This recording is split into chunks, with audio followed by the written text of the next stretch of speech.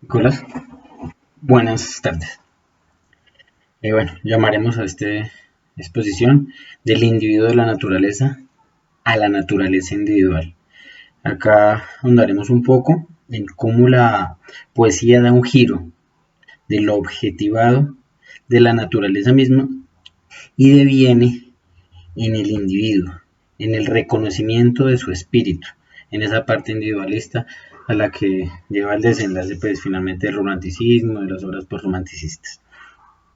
En primer término, vamos a encontrar que las cuatro corrientes que estudiamos en el curso tienen base en cuatro aspectos fundamentales. La poética de Aristóteles en la antigüedad clásica refleja en la mímesis una de sus esencias, que es básicamente la imitación. En la Edad Media encontramos el concepto de alegoría, fundamentalmente, que se muestra como un puente entre la poesía y la verdad, y fue como la manera de interpretar una verdad sagrada y reflejada en la poesía. Ya para el clasicismo francés, Boileau nos muestra un tema de utilidad. Entonces hablamos de esa parte de la función de la poesía con una utilidad moral y un deleite, pero fundamentalmente es la utilidad moral el punto relevante. Y finalmente encontramos a Schlegel, donde nos muestra la ironía también como una esencia porque permite la unión de las relaciones polifacéticas. Entonces hablamos puntualmente que hay unas relaciones muy interesantes entre la naturaleza, entre Dios y entre la sociedad. En segundo término, entonces vamos a hablar de la literatura creadora de conceptos en cada una de las corrientes. En la parte de la antigüedad clásica encontramos un tema de objetivación. La literatura crea conceptos objetivados. Esto a diferencia de la literatura en la Edad Media, que busca crear conceptos reflejando un hecho moral. Ya el clasicismo nos muestra, igual a reiterativo en eso, el rescate de las formas y la importancia de las formas para este desarrollo como tal de su poética, aunado a la parte de utilidad que ya mencioné. Y finalmente encontramos en Schlegel como tal y ya en el romanticismo que nos encontramos frente a un movimiento del espíritu, algo que es innato al individuo como tal.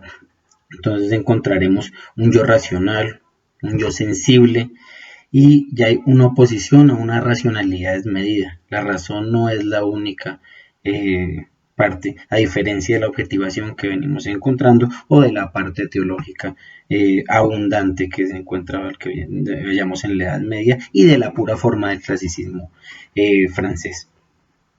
Hay un tercer punto que me parece muy interesante resaltar y es la parte de la imagen, como lo veíamos, problemática y a su vez recurrente de la divinidad. No solamente diremos de Dios, aun cuando Dios, y en el ejemplo que revisamos de Fausto es bastante diciente, sino en general de la imagen de Dios, un Dios que es recurrente en la Edad Media, por supuesto, que es la esencia misma. Encontramos la mitología griega como una plataforma fundamental, una base de toda la literatura como tal en la antigüedad, entonces donde hay una referencia permanente a los dioses, desde la épica hasta en la misma tragedia, en los distintos géneros hay referencias permanentes.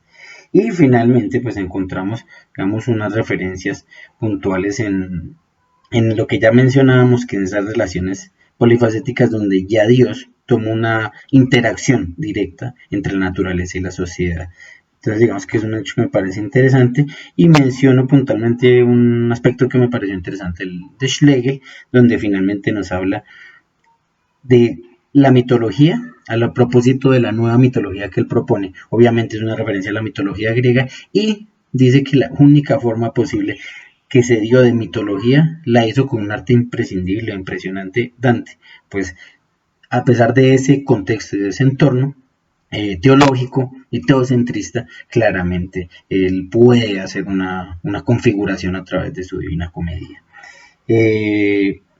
Finalmente, pues trayendo un poco los géneros posteriores, encontramos como conclusión de esta breve alocución que surge el posromanticismo, uno de los aspectos posteriores o ulteriores al romanticismo que me llamó la atención y en el cual pues lo encontramos como una reacción al realismo exacerbado que se venía presentando de alguna forma. Y lo encontramos dividido en dos corrientes, una el parnasianismo y la otra el simbolismo. El parnasianismo indudablemente pues se muestra como el arte por el arte, es como una esencia del arte en sí mismo, y claramente entonces empieza ya a haber un individualismo mucho más marcado, posterior pues al romanticismo, al individualismo, digámoslo así, iniciador que nos mostraba Schlegel. Y finalmente un post-romanticismo que me parece, digamos, demasiado relevante en la literatura universal e histórica, es el simbolismo. Vemos que en este caso la poesía es algo misterioso, es algo inexplicable, algo que tiene la esencia, y es una esencia que no podremos decir que es divina, pero que algo casi metafísico. Y en esa esencia pues, encontramos autores que en cualquier momento de la historia serán recordados después de ellos. Un Baudelaire, un Rimbaud, un Paul Verlaine, e incluso el mismo Gustave Flaubert y el mismo Bovarismo, si no estoy mal se dice, mostrándonos pues una corriente que de alguna forma genera una reacción y como reacción marca una tendencia y un hito, indudablemente. Entonces así concluyendo vemos que la naturaleza, las formas, las cosas objetivadas pasan por un pico alto. Vemos de alguna forma, a mi entender, una decadencia en ese hueco, en ese oscurantismo de la Edad Media. Vemos después el regreso a las formas para que esto vaya a desembocar en ¿qué? En el individuo como parte esencial y fundamental del desarrollo literario poético.